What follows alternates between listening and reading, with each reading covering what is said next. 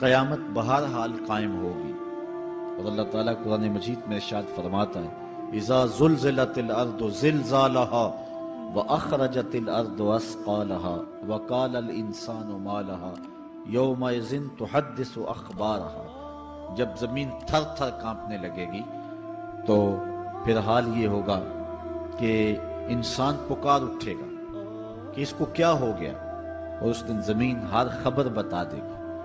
آج زمین کے جس جس گوشے اور ٹکڑے پہ بندہ داد عیش دیتا رہا ہے، گناہ کرتا رہا ہے، دروازے بند کر کے لوگوں کی نگاہوں سے چھپتا رہا ہے، لیکن قیامت کے دن زمین سلطانی گواہ بن جائے گی، اور جو کہا ہر شے سامنے آ جائے گی۔ اسی طرح جو نیکی جہاں بھی کی ہے وہ بھی قیامت کے دن سامنے آ جائے گی۔ قیامت قائم ہونے سے قبل کچھ نشانیاں ظاہر ہوں گی جو حضور علیہ السلام نے بیان فرمائی۔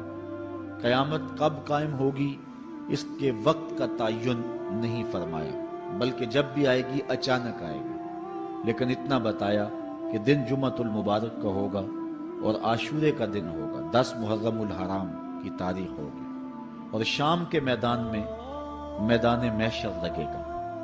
اسرائیل علیہ السلام سور پھونکیں گے اور اس کی آواز سے پہلے تو خوف پیدا ہوگا، پھر خوف بڑھتا جائے گا اور آواز بھی تیز ہوتی جائے گی۔ اس کی تیزی اور ہولناکی ایسی ہوگی کہ کانوں کے پردے پھٹنے لگیں گے، پھر اس کے بعد جو ہے وہ ہر شے اڑنے لگے گی۔ اللہ تعالیٰ جل شانہ نے سورہ الواقعہ کے اندر پہاڑوں کی حالت کو بیان کیا ہے۔ جب سور پھونکا جائے گا، قیامت واقعہ ہوگی، تو فرمایا کہ پھر تم اس طرح ہو جاؤ گے جس طرح کہ روزن سے آنے والی روشنی میں اور دھوپ میں جو باریک باریک ذرے ہوتے ہیں۔ کبھی آپ نے دیکھا ہو اندھیرے کمرے میں کسی جانب سے تھوڑا سا سوراخ ہو اور اندر دھوپ آ رہی ہو، تو آپ ایک گوشے اور زاویے میں کھڑے ہو کے دیکھیں تو اس میں چھوٹے چھوٹے اڑتے ہوئے ذرات دکھائی دیتے ہیں۔ ان کو اگر آپ ہاتھ میں پکڑے مٹھی کھولیں تو کچھ نہیں ہوں گے، ہوتے تو ہیں لیکن باریک اتنے ہیں کہ وہ نظر نہیں آتے، تو ان کو عربی میں ہوا کہتے ہیں۔ اللہ تعالیٰ ارشاد فرماتا ہے یہ بڑے بڑے پہاڑ، یہ کیٹو، یہ ماؤنٹ ایورسٹ، یہ جو ہے وہ بڑے بڑے عالی نصب پہاڑ اس طرح ریزے ریزے اور ٹکڑے ٹکڑے ہو جائیں گے جس طرح روزن کی روشنی کے اندر چھوٹے چھوٹے باریک اور مہین ذرے ہوتے ہیں، جن کو تم تھامو پکڑو تو تمہارے ہاتھ میں تمہیں دکھائی نہیں دیتے، صرف دھوپ میں دیکھتے ہو۔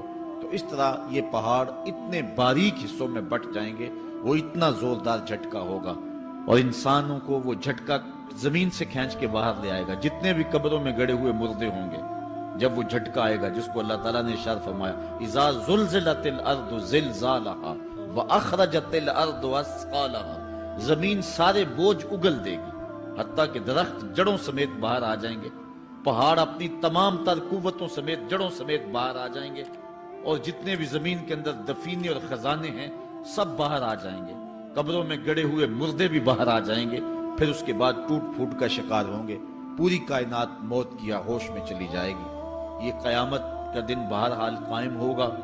کافر کہتے تھے کہ جس قیامت سے ہمیں ڈراتے ہو وہ لاؤ کہاں ہے، تو ان کے مطالبے پہ فوراً قیامت قائم تو نہیں کی جا سکتی تھی۔ اللہ تعالیٰ جل شانہ نے فرمایا محبوب ان کو کہو تم بھی انتظار کرو، میں بھی انتظار کرتا ہوں، اور جس دن کا وعدہ دیا ہے وہ تم دیکھ لو گے۔ اور سورہ الواقعہ میں ارشاد فرمایا اذا وقعت الواقعہ لیس لوقعتها کاذبہ، جس دن وہ قائم ہوگی تو پھر کوئی انکار نہیں کرے گا۔ آج موت کا انکار کوئی نہیں کرتا، کسی دھرم میں، کسی مذہب میں، کسی عقیدے میں، کسی فرقے میں، کسی گروہ میں، کسی طبقہ زندگی میں آپ موت کا انکار نہیں پاتے۔ موت ہے ہنگامہ آرا کلزم خاموش میں، ڈوب جاتے ہیں سفینے موج کی آغوش میں۔ لیکن آج موت کا انکار نہیں ہوتا، قیامت کا انکار کرنے والے لوگ بہت سارے ہیں جو کہتے ہیں یہ دنیا سب کچھ ہے۔ آج کل تو بہت سارے مسلمانوں کا انداز بھی یہ ہو گیا ہوا ہے کہ وہ قولن تو نہیں لیکن جو عملی زندگی ہے وہ اسی بات کی گواہی دے رہی ہے جس طرح سب کچھ یہی دنیا ہو اور آخرت کوئی نہیں ہے۔ رویہ، انداز، طرز زندگی اور انداز معاشرت اسی کی طرف اشارہ دے رہے ہیں اور اسی بات کی چغلی کھا رہے ہیں کہ بس یہی دنیا ہے، بابر بیش کوش کہ عالم دوبارہ نیست۔ بابر نے کہا تھا کہ جو ہے وہ عیش کر لے، زندگی سے لطف اٹھا لے، دوبارہ زندگی نہیں ہے۔ اور آج یہ بات بھی کہی جاتی ہے، یہ جہاں مٹھا اگلا کس نے ڈٹھا، اور یہ سارے قیامت کے انکار کی صورتیں ہیں۔ لیکن آج اگر کوئی مانتا یا نہیں مانتا، لیکن ایک وقت آئے گا پھر کوئی بھی انکار نہیں کر سکے گا۔ آج جو قیامت کے قیام پذیر ہونے کی تدہیق کرتا ہے اور دلائل دیتا ہے کہ یہ دن قائم نہیں ہوگا، قیامت کے دن وہ بھی انکار نہیں کر سکے گا، اس لیے کہ آنکھوں کے سامنے سب کچھ ہو جائے گا، جس طرح آج موت کا انکار نہیں ہوتا۔ تو ارشاد فرمایا جب وہ واقعہ پذیر ہو جائے گی پھر کوئی بھی اس کو جھٹلانے والا نہیں ہوگا۔ لیکن قیامت سے قبل کچھ واقعات ہوں گے جس سے لوگوں کو آگاہ کیا جائے گا کہ وہ قیامت کے آنے سے قبل اپنے اعمال سے توبہ کر لیں۔ آج تو توبہ کا دروازہ کھلا ہے، لیکن قرب قیامت میں سورج مغرب سے دوبارہ طلوع ہو جائے گا، جو ہی غروب ہوگا، غروب ہونے کے بعد دوبارہ طلوع ہو کے عصر کے وقت پہ آ جائے گا، اور پھر اس کے بعد دوبارہ غروب ہو جائے گا۔ تو یہ قیامت سے 40 سال پہلے ہوگا، اس کے بعد توبہ کا دروازہ بند کر دیا جائے گا۔ اگر کوئی توبہ کرے گا بھی تو قبول نہیں ہوگی۔ آج ہمیں موقع دیا گیا ہے کہ مرنے سے 1 سال پہلے بھی توبہ کر لیں، 1 مہینہ پہلے بھی توبہ کر لیں، موت سے 1 دن پہلے بھی توبہ کر لیں، 1 گھنٹہ پہلے بھی توبہ کر لیں، 1 لمحہ پہلے بھی توبہ کر لیں۔ اللہ تعالیٰ یہ نہیں دیکھتا کہ اس کی ساری زندگی گناہوں میں گزری ہے، وہ دیکھتا ہے میرا بندہ آخر میری چوکھٹ پہ آ گیا، وہ پچھلے سارے گناہ معاف فرما دے۔ بلکہ حضور علیہ السلام نے صحابہ کو ایک مثال سے سمجھایا کہ ایک آدمی جنگل میں سفر کر رہا تھا، اور اونٹ کے اوپر اس کا سامان بھی تھا، اس کی ضروریات زندگی بھی تھی، اس کا توشہ بھی تھا، کھانا پینا بھی تھا، خود بھی سوار تھا۔ چلتے چلتے جنگل میں کسی درخت کے ساتھ اپنا اونٹ باندھ کر کے وہ دوپہر کاٹنے کے لیے، سستانے کے لیے وہاں کچھ دیر کے لیے رکا۔ نیند آئی، تھوڑی دیر کے بعد جب آنکھ کھلی تو کیا منظر دیکھتا ہے کہ اونٹ نہیں ہے، اس کے اوپر ہی اس کا سامان ہے، زیادہ سفر ہے۔ اب صحرا میں اونٹ کا کھو جانا گویا زندگی کا کھو جانا ہے۔ اس بات کا ادراک وہ لوگ رکھتے ہیں جنہوں نے صحراؤں کا سفر کیا ہے۔ ہمارے اگر یہاں اس شہری آبادی میں، ہمارے اس ملک میں اگر کوئی شخص جو ہے وہ قافلے سے بچھڑ جائے، پیچھے رہ جائے تو وہ بات اور ہے۔ یہاں انسانی آبادی ہے، اور جنگلوں میں، صحراؤں میں جہاں کئی 100 میل تک کوئی انسانی اور حیوانی آبادی نظر نہیں آتی، تو وہاں سواری کا اور توشہ سفر کا جو ہے وہ ہٹ جانا اور جدا ہو جانا اور گم جانا، یہ سیدھی سیدھی موت ہے۔ اب اس نے دائیں بائیں بھاگ کر کے دیکھا کہ اونٹ کہیں ملے، لیکن اونٹ نہیں ملا، تو وہ دوبارہ آ کے اس درخت کے ساتھ ٹیک لگا کے بیٹھ گیا موت کے انتظار میں کہ اب توشہ سفر بھی گیا، سامان سفر بھی گیا، سواری بھی گئی، اور یہاں کوئی انسانی آبادی بھی نہیں ہے، تو اب موت کا ہی انتظار ہے۔ تو وہ موت کے انتظار میں بیٹھ گیا۔ اچانک اس کو نیند آ گئی، تھوڑی دیر کے بعد آنکھ کھلی تو اس نے کیا منظر دیکھا کہ اونٹ جو ہے وہ اس کے پاس کھڑا ہوا ہے اور ماں ساز و سامان کھڑا ہوا ہے۔ تو پھر اس کو اتنی خوشی ہوئی، اونٹ کیا ملا، زندگی مل گئی۔ اس نے کہا اللہم انت عبدی وانا ربک، اے اللہ تو میرا بندہ اور میں تیرا رب۔ کہنا اس نے یہ تھا اے اللہ میں تیرا بندہ اور تو میرا رب، لیکن فرحت و مسرت سے، وفور خوشی سے اس کی زبان بل کھا گئی، اور اسے خوشی میں ہوش ہی نہ رہا کہ میں کیا کہہ رہا ہوں۔ وہ کیا کسی نے کہا تھا کہ جب بھی تیری قربت کے امکان نظر آئے ہم اتنے خوش ہوئے کہ پریشان نظر آئے، یا وہ کسی نے کہا تھا کسی کے آنے سے ایسے ہوش اڑے ساقی کے، شراب سیخ پہ ڈالی اور بوتل میں کباب۔ تو کبھی ایسا بھی ہو جاتا ہے کہ انسان وفور مسرت کے اندر جو کہنا ہوتا ہے اس کے برعکس کوئی بات کہہ دیتا ہے، یہ اس کی خوشی کی انتہا کی کیفیت ہے۔ تو اس نے کہا اللہم انت عبدی وانا ربک، اے اللہ تو میرا بندہ اور جو ہے وہ میں تیرا رب۔ یہ جوش مسرت سے یہ بات اس کے منہ سے نکلی۔ حضور نے صحابہ کو فرمایا صحابہ بتاؤ اس بندے کو کتنی کو خوشی ہوئی ہے؟ صحابہ نے عرض کی حضور بہت زیادہ خوشی ہوئی ہے۔ تو حضور علیہ السلام نے فرمایا جب کوئی بندہ توبہ کر کے مالک کی دہلیز پہ پلٹ آتا ہے اللہ تعالیٰ اس سے بھی زیادہ خوش ہوتا ہے کہ یہ میرا بندہ میری دہلیز پہ آ گیا، یہ توبہ کے دروازے پہ آ گیا۔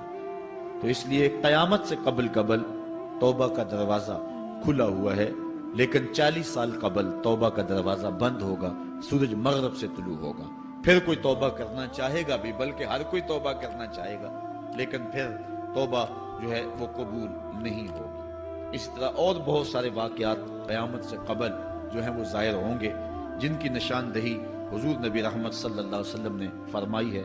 حضرت حذیفہ بن اسید انصاری رضی اللہ تعالی عنہ فرماتے ہیں کہ حضور تشریف لائے اور ہم کسی امر میں بات کر رہے تھے، تو حضور علیہ السلام نے ارشاد فرمایا کہ تم کس چیز کا تذکرہ کر رہے ہو؟ تو ہم نے عرض کی حضور ہم قیامت کے بارے میں ذکر کر رہے ہیں۔ تو حضور علیہ السلام نے ارشاد فرمایا کہ قیامت اتنی دیر تک قائم نہیں ہوگی جب تک یہ نشانیاں پوری نہ ہو لیں۔ ان میں سے ایک حضور نے دھوئیں کا ذکر فرمایا، دوسرا دجال کا تذکرہ کیا، تیسرا دابت الارض یعنی یاجوج اور ماجوج کا تذکرہ کیا کہ وہ نکلیں گے، اس طرح سورج کا مغرب سے نکلنا اس کا ذکر کیا، حضرت عیسیٰ علیہ السلام کے نزول کا ذکر کیا۔ اسی طرح حضور علیہ السلام نے زمین کا 3 جگہوں سے بیٹھ جانے کا ذکر کیا، ایک مشرق میں، ایک مغرب میں اور ایک جزیرہ عرب میں، زمین دھنس جائے گی نیچے، اس کا ذکر کیا۔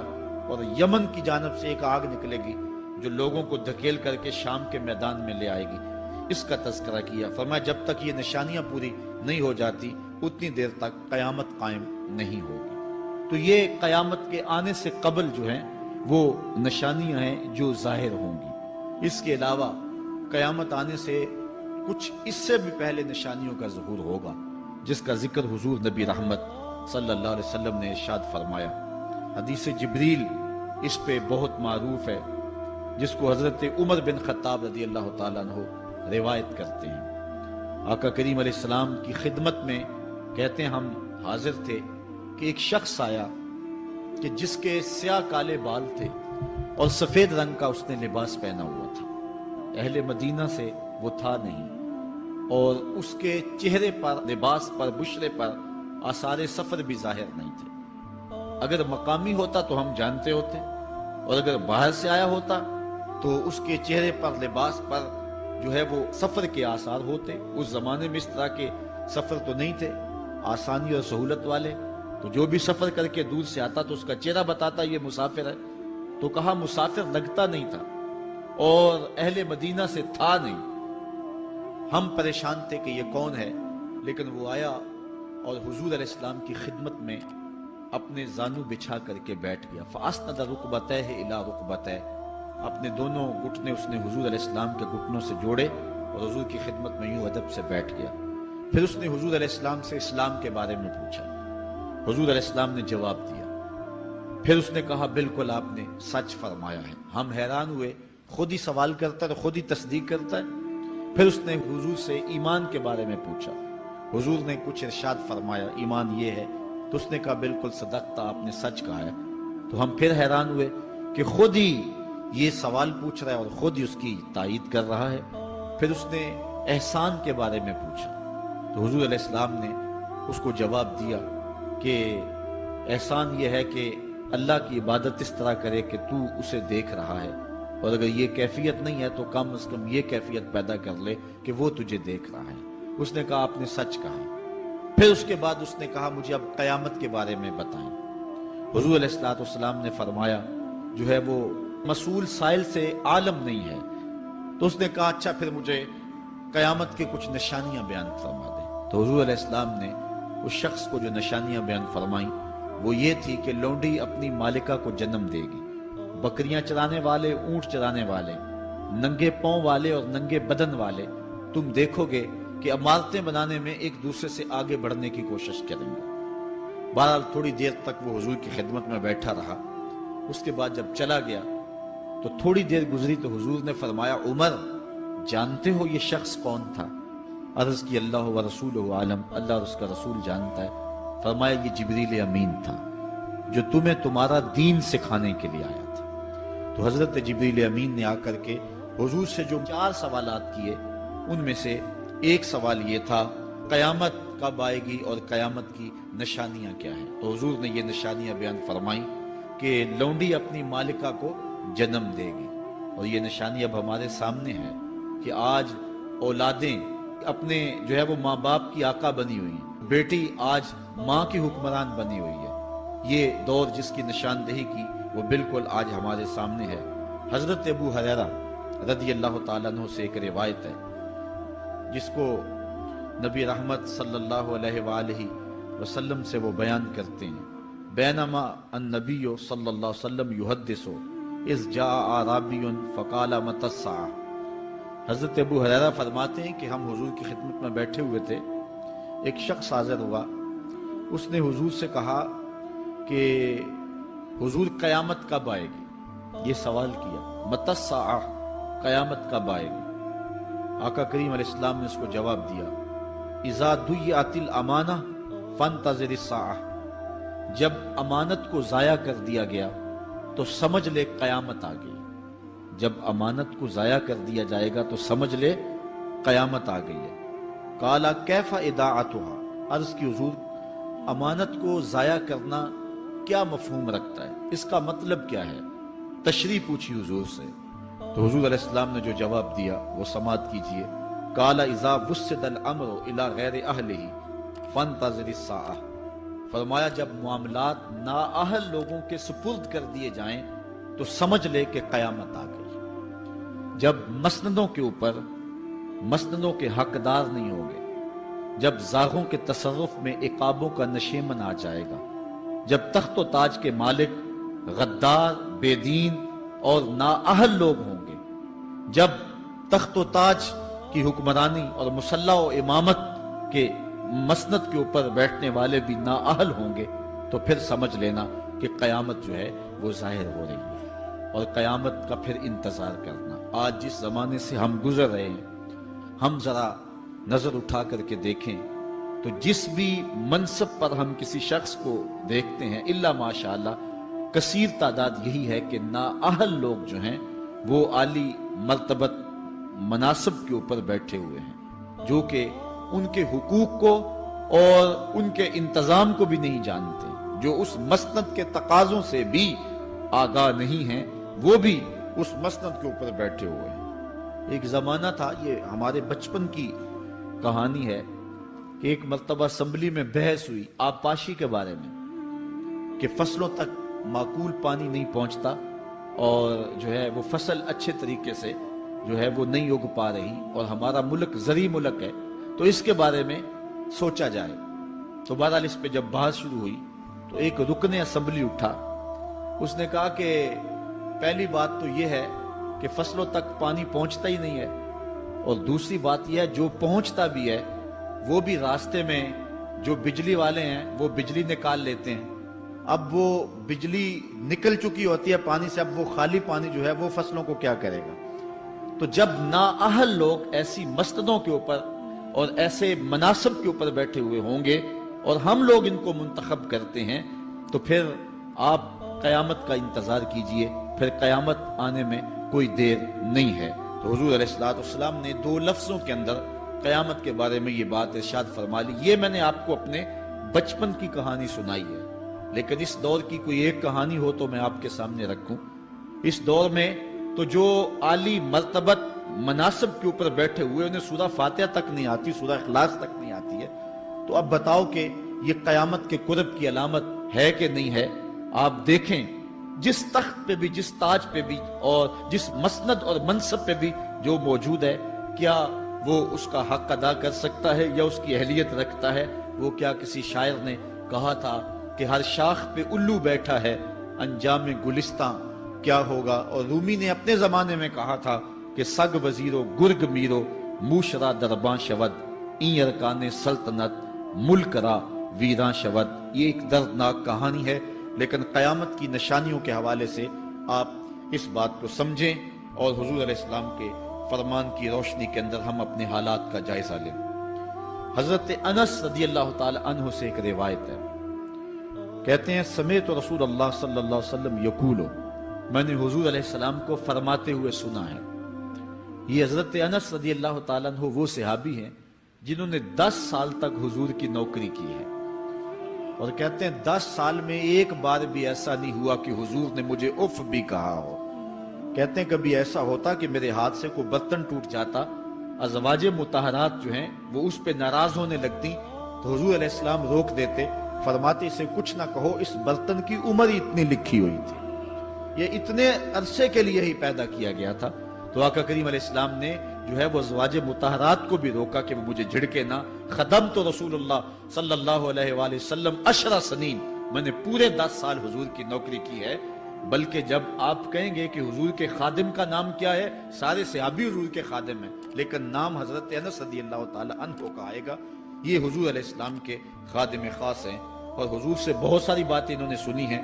تو ان باتوں میں سے ایک بات کہتے ہیں، سمیت رسول اللہ صلی اللہ علیہ وسلم یقولو، میں نے رسول کریم صلی اللہ علیہ وسلم کو کہتے ہوئے سنا، ان من اشراط الساعۃ ان یرفع العلم، قیامت کی نشانیوں میں سے ایک نشانی یہ ہے کہ علم اٹھا لیا جائے گا، جہالت پھیل جائے گی، علم اٹھا لیا جائے گا۔ آج لفظ زیادہ ہو گئے، انفارمیشن زیادہ ہو گئی، لیکن جس کو علم کہا جاتا ہے، جو مومن کے سینے کا جمال اور نور ہے، آج وہ اٹھا لیا گیا ہے۔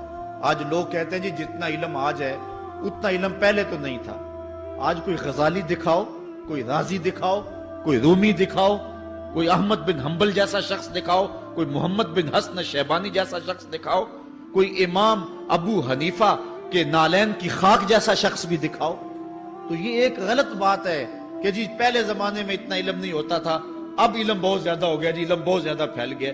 علم نہیں پھیلا ہے، یہ چند معلومات ہیں، انفارمیشن کا دور ہے، اور خبریں ہیں۔ جو علم ہے، جو کہ مومن کے سینے کا جمال ہے اور باطن کا نور ہے، جو زندگی کی راہوں کو اجالتا ہے اور زمانے کو مالک کی دہلیز کے قریب کرتا ہے اور انسان کو انسانیت سکھاتا ہے، وہ علم جو ہے وہ اٹھتا چلا جا رہا ہے۔ اور حضور سے پوچھا گیا کہ حضور علم سینوں سے اچک لیا جائے گا، سینوں سے کھینچ لیا جائے گا؟ فرمایا نہیں، علماء اٹھا لیے جائیں گے۔ جب علماء فوت ہو جائیں گے تو ان کی جگہ اس درجے کے لوگ نہیں آئیں گے، پھر زوال پذیر سلسلے ہوتے چلے جائیں گے، علم اٹھا لیا جائے گا۔ جب سینے علم سے خالی ہو جائیں گے تو پھر قیامت آ جائے گی۔ اس لیے حضور علیہ السلام کا فرمان ہے، کائنات کی ہر شے علماء کی زندگی کی دعائیں مانگتی ہے، حتی الحیتان فی البحر، یہاں تک کہ سمندروں اور دریاؤں کے اندر مچھلیاں بھی علماء کی زندگی کی دعائیں مانگتی ہیں۔ انہیں پتا ہے علماء ہیں تو کائنات مارز وجود میں آئی تو موجود رہے گی، اگر علماء نہیں ہوں گے تو کائنات جو ہے وہ بالکل قیامت کا شکار ہو جائے گی۔ تو پہلی چیز حضور نے ارشاد فرمایا، ان یرفع العلم، علم اٹھا لیا جائے گا، ویکثر الجہل، اور جہالت عام ہو جائے گی۔ علم کی جگہ جو ہے وہ جہالت عام ہو جائے گی۔ آج علماء نہیں رہے ہیں، آج ہم جو ہے وہ انحصار کرنے لگے ہیں چند ٹیلی ویژن چینلوں پہ، اور اس کا نتیجہ کیا ہے کہ مختلف چینلز کے اوپر بیٹھے بہت سارے لوگ گمراہی پھیلا رہے ہیں۔ یہ ایک الگ داستان ہے، ایک الگ کہانی ہے کہ کس طرح سے علم کا گلا گھونٹا جا رہا ہے اور کس طرح جو ہے وہ لوگوں کو گمراہ کیا جا رہا ہے۔ یہ جہالت کی کثرت ہے۔ اور تیسری بات جو حضور نے ارشاد فرمائی، وَيَكْسُرَ الزِّنَا، زنا عام ہو جائے گا۔ نظر کا زنا یہ تو اس زمانے کے اندر برا رہا ہی نہیں ہے، لوگ اس میں کوئی آر ہی نہیں سمجھتے۔ کسی کی بہن اور بیٹی کو دیکھنا اور اپنی آنکھوں کو شہوات سے بھرنا، یہ بندہ محسوس ہی نہیں کرتا ہے۔ حضور علیہ السلام نے ارشاد فرمایا، من زنا زنیا بہی ولو بہی تان دارہی، جس نے زنا کیا یہ عمل اس کے گھر بھی لوٹے گا، اگرچہ وہ اپنی دیواریں اونچی اونچی کیوں نہیں کر لیتا۔ اگر آج کوئی کسی کی بہن بیٹی پر اپنی نظروں کو غلیظ کرتا ہے تو وہ یہ کیسے کہہ سکتا ہے کہ میری بہن اور میری بیٹی کسی کی گندی نظروں کا شکار نہیں ہوگی؟ یہ مقافات عمل ہے۔ گندم از گندم بروید جوز جو، از مقافات عمل غافل مشو۔ اس لیے بدکاری پھیل جائے گی، نظر کی بدکاری اور ہر طرح کی بدکاری، اور یہ اتنا برا اور کبھی کام ہے کہ اللہ تعالیٰ جل شانہ نے قرآن مجید میں اسے کھلی بے حیائی قرار دیا ہے۔ آج میڈیا کے ذریعے، آج انٹرنیٹ کے ذریعے، اور یہ جو موبائل پیکج کی مصیبت نکلی ہے، اس سے معاشرے کا امن خراب ہو گیا اور معاشرے کے اندر حیا کا جوہر جو ہے وہ لوٹ لیا گیا ہے۔ اپنی نسلوں کی حفاظت کریں، ان کے ہاتھوں سے جو ہے وہ ناول چھینیں، اور ان کے ہاتھوں سے جو ہے وہ اس طرح کی مخرب اخلاق سیڈیز چھین لیں، اور ان کے ہاتھوں میں اللہ کا قرآن دیں اور رسول کریم علیہ السلام کی احادیث تھمائیں۔ اور ان کو راہ حق کا مسافر بنائیں۔ یہ ذمہ داری ہے والدین کی۔ کل قیامت کے دن ایک عورت 4 مردوں کو جہنم میں لے جائے گی۔ عرض کیا گیا وہ کیسے؟ فرمایا ایک عورت کو حکم ہوگا جہنم کا تو وہ عرض کرے گی مالک میرے باپ کو بلایا جائے۔ باپ کو بلایا جائے گا، یا اللہ یہ میرا باپ ہے، میں اس کی بیٹی، میری تربیت کا جوہر اس کے ہاتھ میں تھا، آج جن بدکاریوں اور گناہوں کے سبب جہنم میں جا رہی ہوں اس کا ذمہ دار یہ ہے۔ وہ باپ جس نے اپنی بیٹی کو سب کچھ دیا، اپنی اولاد کی تعلیم کے لیے اپنے پلاٹ بیچ دیے، جائیدادیں فروخت کر دی، نہیں دیا تو دین نہیں دیا، کل قیامت کے دن وہ اللہ کے حضور کیا جواب دے گا؟ ارشاد ہوگا اسے بھی پکڑو، اس کے باپ کو بھی پکڑو اور جہنم میں لے جاؤ۔ عرض کرے گی نہیں مالک میرے بھائی کو بلایا جائے۔ بھائی کو بلایا جائے گا، مالک یہ میرا بھائی ہے، میں اس کی غیرت تھی، میں جن راہوں پہ چل کر کے تیرے عتاب اور تیرے قہر و غضب کی حقدار بنی اس کا ذمہ دار یہ ہے۔ اگر یہ مجھے روکتا، اپنی آبرو کی حفاظت کرتا، اپنی ناموس کا پہرا دیتا تو میں ان راستوں کی مسافر کیسے بنتی؟ میری خرابی کا ذمہ دار یہ ہے۔ اب وہ بھائی کیا جواب دے گا جو چوکوں اور موڑوں پہ کھڑا ہو کے آنے اور جانے والی بہنوں اور بیٹیوں کو دیکھتا ہے اور یہ سمجھتا ہے کہ میری بہنیں اور میری بیٹیاں گھر میں محفوظ ہیں؟ وہ قیامت کے دن کیا جواب دے گا؟ ارشاد ہوگا اسے بھی پکڑو، اس کے باپ کو بھی پکڑو، بھائی کو بھی پکڑو، جہنم میں لے جاؤ۔ عرض کرے گی نہیں مالک میرے شوہر کو بھی بلایا جائے۔ بلایا جائے گا، مالک یہ میرا شوہر ہے اور میں اس کی بیوی، میری تربیت کا جوہر ماں باپ کے بعد اس کے ہاتھ میں تھا اور اس کے پاس طلاق کی دھمکی ایسی چیز تھی، مجھے جو چاہتا منواتا اور جس انداز میں ڈھالنا چاہتا مجھے ڈھال لیتا، لیکن اس نے مجھے کبھی راہ حق کی طرف نہیں بلایا تھا۔ وہ شوہر کیا جواب دے گا جو خود اپنے دوستوں کو چائے پہ بلا کے اور اپنی بیوی کو سامنے برہنہ منہ بٹھا کے بعد میں اس کے حسن کی داد مانگتا ہو، بتاؤ بھابی کیسی ہے؟ تو وہ کیا جواب دے گا قیامت کے دن؟ ارشاد ہوگا اس کو بھی پکڑو، اس کے باپ کو بھی، اس کے شوہر کو بھی اور اس کے بھائی کو بھی جہنم میں لے جاؤ۔ عرض کرے گی نہیں مالک میرے بیٹے کو بھی بلایا جاؤ۔ بیٹے کو بلایا جائے گا، مالک یہ میرا بیٹا ہے، میں اس کی ماں ہوں، میرے سینے میں اس کے لیے تڑپتی ہوئی ممتا تو نے رکھی تھی، یہ روٹھ جاتا تو زندگی اجاڑ ہو جاتی، جو بھی چاہتا ضد کر کے منوا لیتا، مجھے کسی کے گھر کے برتن بھی مانجنے پڑے تو میں نے اس سے بھی گریز نہیں کیا، اس کی ہر فرمائش کو پورا کیا، اپنا زیور بیچ کے اس کی تعلیم مکمل کروائی۔ اگر یہ ضد کرتا کہ امی آپ نماز نہیں پڑھتی، میں آپ کے ہاتھ کا کھانا نہیں کھاؤں گا، امی آپ یہ عمل کیوں کرتی ہیں، یہ شریعت میں جائز نہیں ہے، تو میں جو ہے وہ کھانا نہیں کھاؤں گا، تو کیا میری ممتا مجبور نہ ہو جاتی؟ اس نے ساری زندگی کیا مجھے اس کے بارے میں کوئی کہا تھا، نیکی کی طرف بلایا تھا، بدی سے روکا تھا؟ جس بیٹے نے اپنی ماں سے ہر ضد پوری کروائی ہو تو اس نے صرف دین کے بارے میں کوئی ضد نہیں کی ہے، تو وہ کل قیامت کے دن کیا جواب ہوگا؟ ارشاد ہوگا اسے بھی پکڑو، اس کے باپ کو بھی پکڑو، اس کے خاوند کو بھی پکڑو، بھائی کو بھی پکڑو، بیٹے کو بھی پکڑو اور پانچوں کو گھسیٹ کے جہنم میں لے جاؤ۔ فرمایا ایک عورت 4 مردوں کو قیامت کے دن جہنم میں لے جائے گی۔ اس لیے میں اور آپ آج دیکھ لیں کہ ہمارا آخرت کا معاملہ کیا ہونے والا ہے اور ہم نے اس دنیا کے اندر کس طرح اپنی حفاظت کرنی ہے۔ چوتھی چیز جو حضور نے ارشاد فرمائی، وَيَكْسُرَ شُرْبَ الْخَمْرِ، اور شراب پینا عام ہو جائے گا۔ یہ قرب قیامت کی علامت ہے۔ آج ہماری ایلیٹ کلاس میں اور ہمارے آیان حکومت، آیان سلطنت اور سیاستدانوں اور جو ہے وہ عالی نسب خاندان جو شمار کیے جاتے ہیں، ان میں شراب پانی کی طرح سمجھی جاتی ہے، اور آج ہمارے ملک کے اندر جو ہے وہ کتنے شراب خانے موجود ہیں اور کتنے ٹنوں کے حساب سے جو ہے وہ بیرون ملک سے شراب درآمد کی جاتی ہے۔ یہ قرب قیامت کی نشانی ہے کہ شراب عام ہو جائے گی۔ ایک روایت میں آتا ہے شارب الخمر کعابد الوثن، شراب پینے والا بت پوجنے والے کی طرح ہے۔ کتنا سخت فرمایا گیا، اور کل قیامت کے دن سخت رسوا ہوگا جو دنیا کے اوپر شراب پیتا رہا ہوگا۔ اللہ تعالی ہم سب کو محفوظ فرمائے۔ وَيَكِلَّ الرِّجَالِ وَيَكْسُرُ النِّسَاءِ، اور ایک نشانی حضور نے یہ ارشاد فرمائی کہ مرد تھوڑے ہو جائیں گے اور عورتیں زیادہ ہو جائیں گی۔ ایک تو عورتوں کی افزائش زیادہ ہوگی، اور دوسری بات مختلف ہنگاموں میں، حادثات میں اور جنگوں میں مرد قتل کر دیے جائیں گے اور عورتیں زیادہ ہو جائیں گی، یہاں تک کہ حضور نے فرمایا حتی یکونا لخمسین امراتن القیم الواحد، یہاں تک کہ 50 عورتوں کا ایک مرد منتظم ہوگا۔ 50 عورتیں ہوں گی اور کمانے والا صرف ایک مرد ہوگا۔ یہ قرب قیامت کے حالات ہیں جو حضور نے بیان کیے۔ حالات اس طرف بڑھ رہے ہیں اور ایک وقت وہ آنے والا ہے کہ بالکل جو حضور نے فرمایا وہ چیزیں سامنے آئیں گی۔ حضرت ابو سعید خدری رضی اللہ تعالی عنہ سے ایک روایت سنیے۔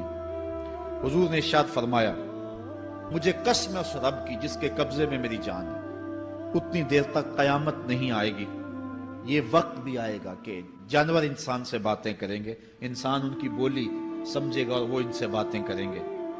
وَحَتَّى تُكَلِّمَ الرَّجُلَ عَذْبَةُ صَوْتِهِ، اور اس کے کوڑے کی جو رسی ہے، اس کا جو پھندنا ہے، وہ بھی انسان سے باتیں کرے گا۔ وَالشِّرَاكُ نَالِهِ، اور اس کے جوتے کا تسمہ بھی اس سے بات کرے گا۔ یخبر فاخذہ بما احدث اہلہ بعدہ، اس کا گھٹنا اس کو بتا دے گا اس کے بعد میں اس کے گھر والوں نے جو باتیں کی۔ یہ حالات پیدا ہو جائیں گے۔ آج موبائل اور جدید ٹیکنالوجی آ رہی ہے تو اس بات کو سمجھنا مشکل نہیں ہے۔ اس زمانے کے اندر جبکہ ان چیزوں کا تصور بھی نہیں تھا، صحابہ نے پھر بھی یقین کیا کہ ہوگا، حضور نے کہا ہے اور آگے بیان کیا، اور آج تو حالات نظر آ رہے ہیں کہ بالکل جو حضور نے بتایا وہ سب کچھ جو ہے وہ ہونے والا ہے۔ حضرت ابو ہریرہ رضی اللہ تعالی عنہ سے ایک روایت ہے، یہ وہ صحابی ہیں جنہوں نے سب سے زیادہ حضور علیہ السلام کے فرامین امت تک پہنچائے ہیں، کثرت کے ساتھ حضور کی صحبت کا دور پایا اور اصحاب صفہ میں سے تھے، زندگی کا ایک ایک لمحہ حضور کی قربت میں گزارا۔ حضرت ابو ہریرہ رضی اللہ تعالیٰ عنہ فرماتے ہیں کہ رسول کریم صلی اللہ علیہ وسلم نے ارشاد فرمایا، اذا اتخذ الفیء دیوالا، جب مال غنیمت کو، جب سرکاری خزانے کو اپنی ذاتی دولت سمجھا جائے گا، اس میں تصرف کیا جانے لگے گا۔ سرکاری خزانے میں لوگ جس طرح چاہیں گے تصرف کریں گے، ایک زمانہ آئے گا اور وہ دیکھ لو بالکل ہمارے سامنے۔ والامانۃ مغنما، اور امانت کو مال غنیمت سمجھا جائے گا، جس طرح غنیمت بندہ استعمال کرتا ہے وہ امانت کو اس طرح غنیمت سمجھے گا اور اس کو جو ہے وہ غصب کر جائے گا۔ والزکوٰۃ مغرما، اور زکوٰۃ کو ٹیکس سمجھے گا، مجبور ہو کے دے گا، وہ زکوٰۃ دینا چاہے گا ہی نہیں۔ اور آج کتنے لوگ ہیں جو زکوٰۃ نہیں دیتے؟ اگر لوگ صحیح طور پہ زکوٰۃ ادا کر دیں اور زکوٰۃ کے جو حقدار ہیں ان تک پہنچے تو پاکستان میں صرف 1-2 سالوں کے اندر غربت ختم ہو جائے۔ اتنی دولتیں ہیں لوگوں کے پاس، اتنی جائیدادیں ہیں لوگوں کے پاس۔ ایک تو سارے لوگ زکوٰۃ ادا نہیں کرتے، دوسرا یہ ہے حقداروں تک نہیں پہنچتی۔ پیشہ ور مانگنے والے اور اس موسم کے اندر جو ہے وہ اپنے آپ کو غریب ظاہر کر کے اور مختلف اپنی مجبوریاں ظاہر کر کے مال ہتھیانے والے بہت سارے ہیں، اور زکوٰۃ دینے والا کہتا ہے میں جلدی جلدی فارغ ہو جاؤں۔ جتنی محنت مال کو کمانے میں صرف کی ہے، اتنی ہی محنت حقداروں کو تلاش کرنے کے لیے بھی کرے تاکہ اس کی زکوٰۃ اصل مصارف تک پہنچے۔ تو قرب قیامت میں یہ ہوگا کہ زکوٰۃ کو ٹیکس جانا جائے گا۔ وَتُعُلِّمَ لِغَيْرِ الدِّينِ، اور علم دین کے لیے حاصل نہیں کیا جائے گا، دین کے علاوہ کے لیے حاصل کیا جائے گا۔ اس کے 2-3 مفاہیم ہیں۔ ایک تو مفہوم ہے کہ علم دین حاصل کرنا لوگ چھوڑ دیں گے، وہ انجینئر، ڈاکٹر اور کیا کچھ بننے کے لیے جو ہے وہ علم حاصل کریں گے۔ نام خدمت انسانی ہی ہے کہ میں یہ سب کچھ کر کے اپنے وطن کی خدمت کروں گا، انسانیت کی خدمت کروں گا، لیکن بعد میں جب مسندوں پہ بیٹھتے ہیں اور جو حال کرتے ہیں وہ کسی سے مخفی نہیں ہے۔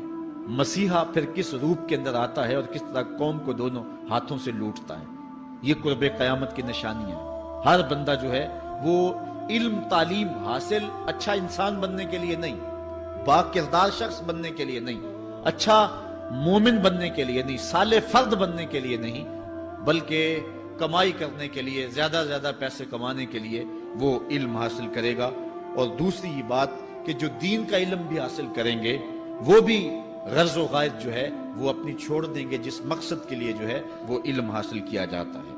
اور یہ قرب قیامت کی نشانی جو حضور نے بیان کی، یہ بھی ہم اپنے زمانے میں دیکھ رہے ہیں۔ وَأَطَاعَ الرَّجُلُ امْرَأَتَهُ، اور آدمی اپنی بیوی کی اطاعت کرے گا، جو بیوی کہے گی وہ مانے گا۔ وَأَقَّ أُمَّهُ، اور ماں کو آگ کر دے گا، ماں کی پرواہ نہیں کرے گا، ماں کی نافرمانی کرے گا، بیوی کی بات کو ترجیح دے گا اور ماں کی بات جو ہے اس کو ثانوی حیثیت دے گا۔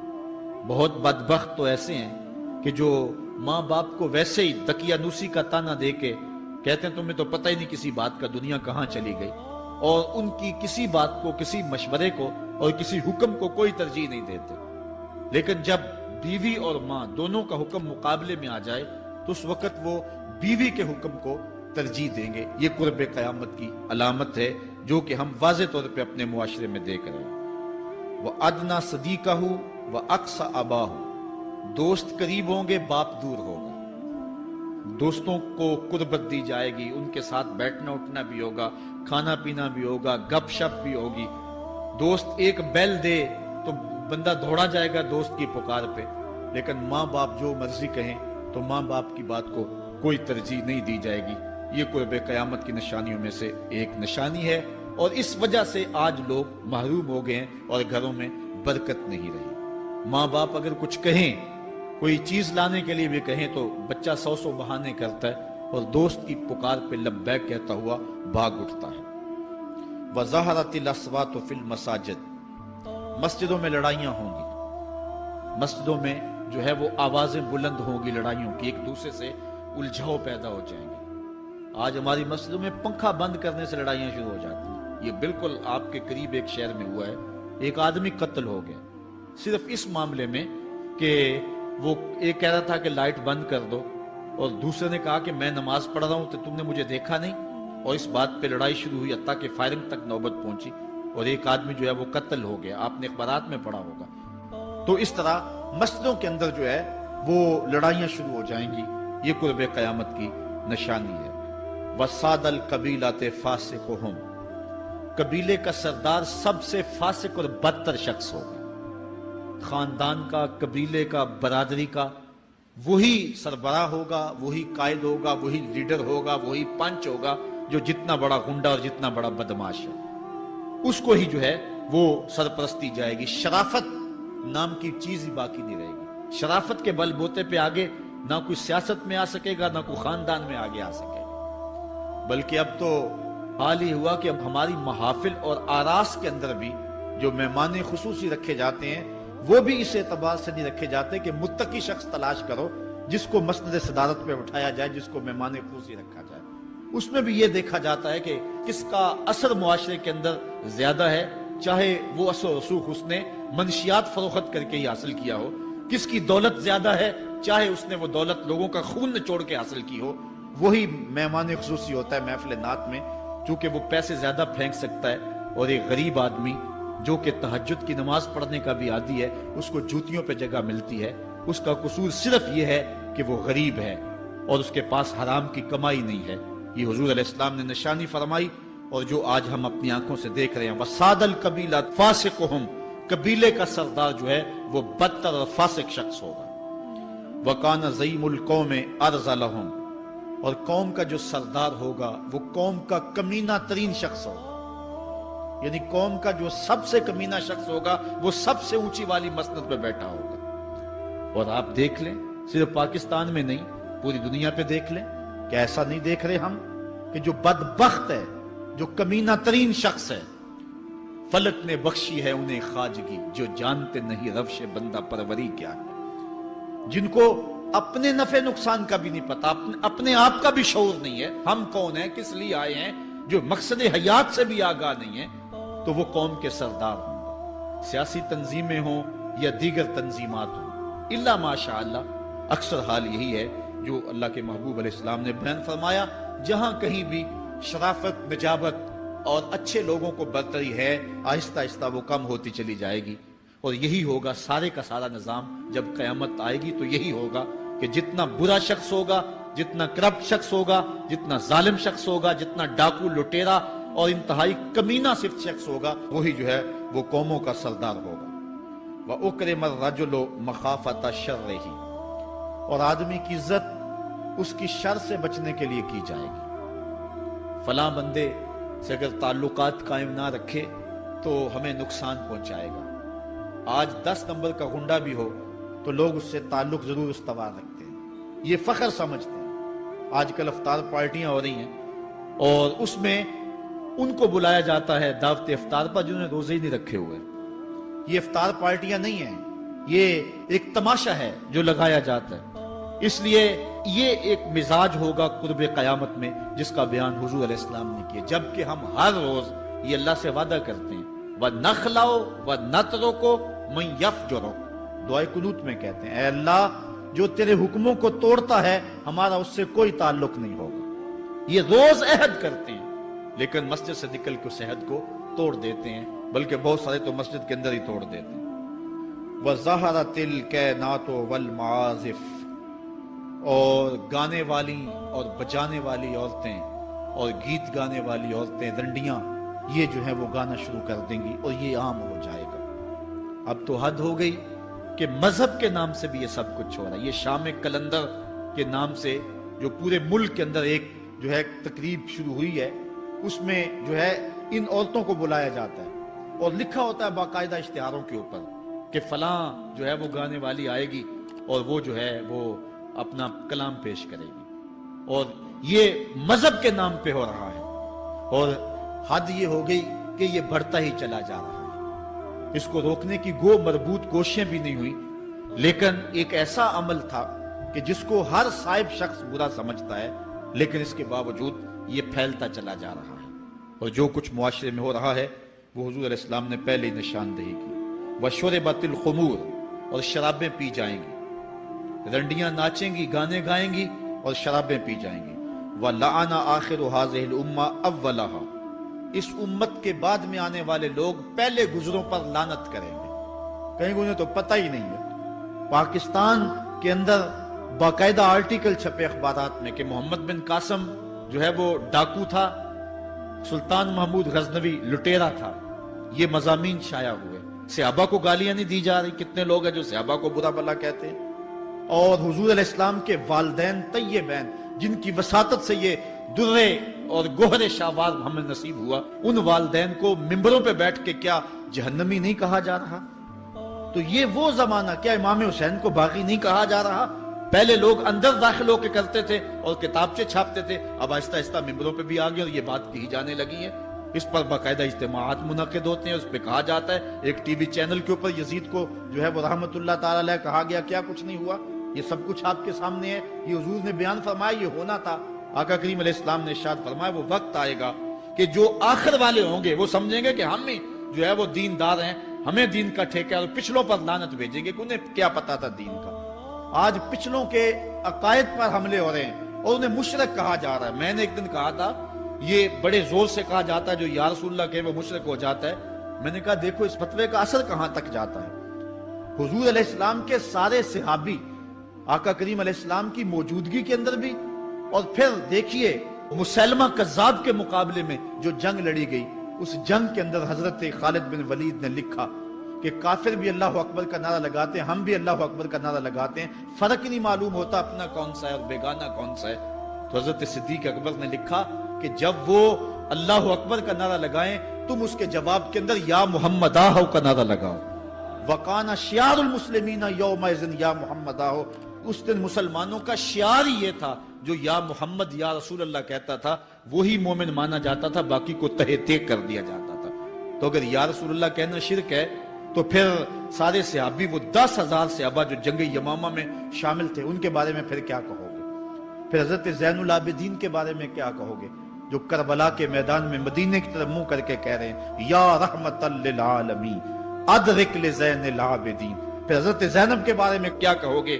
یا محمد آہو یا محمد آہو ھذا حسین مزمل بالدماء، جو کربلا میں کھڑا ہو کے کہہ رہی ہیں اے میرے نانا حضور، اے محمد عربی، آپ کے حسین کو دیکھو خون میں نہا گیا ہوا ہے۔ تو پھر کیا یہ فتویٰ تمہارا کہاں تک پہنچے گا؟ نہ صحابہ بچیں گے، نہ اہل بیت بچیں گے، اور نہ اولیاء امت بچیں گے، جنہوں نے کہا تھا یا رسول اللہ انظر حالنا یا حبیب اللہ اسمع قالنا۔ تو یہ قیامت کی نشانیاں ہیں کہ اگلے جو ہیں وہ پچھلوں پر لعنتیں بھیجیں گے، ان کو برا بلا کہیں گے، صحابہ کو گالیاں، اہل بیت کو گالیاں، نواسب میں کیا کچھ نہیں کیا ہے۔ اور آج بھی جو دنیا کے اوپر ناسبی ہیں وہ اہل بیت کے بارے میں کیا کیا زبان استعمال نہیں کرتے، حضور کے والدین کے بارے کیا کچھ نہیں کہا جاتا۔ تو یہ سب کچھ ہونے والا ہے جو حضور علیہ السلام نے بیان کیا، کچھ ہو رہا ہے اور کچھ تم دیکھو گے اپنی آنکھوں کے سامنے۔ پھر ارشاد فرمایا فَارْتَقِبُوا عِنْدَ ذَلِكَ رِيحًا حَمْرَاءَ وَزَلْزَلَةً وَخَسْفًا وَمَسْخًا وَقَذْفًا وَآيَاتٍ تُتَابِعُ كَنِظَامٍ قُطِعَ سِلْكُهُ فَتُتَابِعُ۔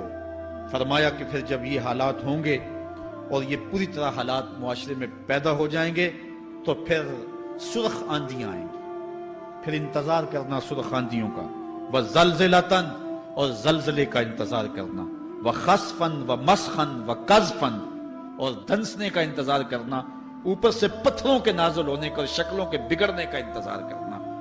اور آگے فرمایا وَآيَاتٍ اور ایسی نشانیاں آئیں گی ایک دوسرے کے پیچھے آئیں گی، جس طرح تسبیح کا دھاگا ٹوٹ جائے تو پیدل پہ اس کے دانے گرتے ہیں، تو یہ سارے عذاب جن کا ذکر حضور نے کیا میں مسلسل اوپر نیچے یہ تمہارے تک پہنچیں گے۔ حضرت انس رضی اللہ تعالیٰ عنہ سے ایک اور روایت لیتے ہیں، حضور علیہ السلام نے ارشاد فرمایا لا تقوم الساعة حتى يتقارب الزمان فتكون السنة كالشهر والشهر كالجمعة وتكون الجمعة كاليوم ويكون اليوم كالساعة وتكون الساعة كالدرمة بالنار۔ فرمایا جب قیامت آئے گی اتنی دیر تک قائم نہیں ہو سکتی جب تک زمانے مختصر نہیں ہو جائیں گے، زمانے سمٹ نہیں جائیں گے، حتیٰ کہ سال مہینے جتنا ہو جائے گا، اور مہینہ ایک جمعۃ المبارک جتنا ہو جائے گا، اور ایک جمعہ ایک دن جتنا ہو جائے گا، اور ایک دن ایک گھڑی جیسا ہو جائے گا، اور ایک گھڑی ایسے ہوگی جس طرح آگ کا شعلہ جلایا اور وہ بجھ گیا۔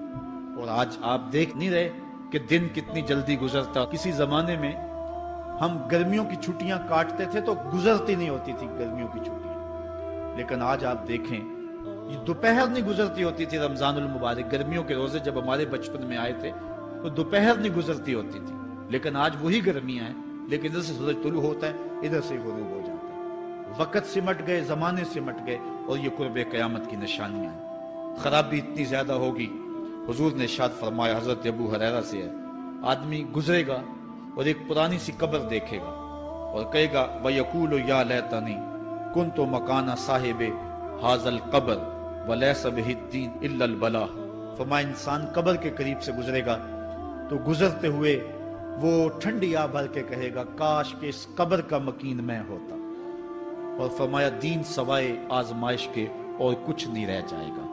یہ قرب قیامت کی وہ نشانیاں ہیں جو حضور علیہ السلام نے بیان کی۔ ایک اور نشانی حضور علیہ السلام نے بیان فرمائی کہ قرب قیامت کے اندر دین کا کام بھی درہم و دینار سے ہوگا۔ اس کے دو مفاہیم ہیں۔ ایک مفہوم تو یہ ہے کہ دین کا کام کرنے والے بھی پیسے ٹگے کے بغیر جو ہے وہ ایک قدم نہیں چلیں گے۔ کیا آج 2-2 3-3 لاکھ روپے نعت پڑھنے کے نعت خواں وصول ہم سے نہیں کر رہے؟ اور آج جو ہے وہ کیا دین کوڑیوں کے عوض بیچا نہیں جا رہا؟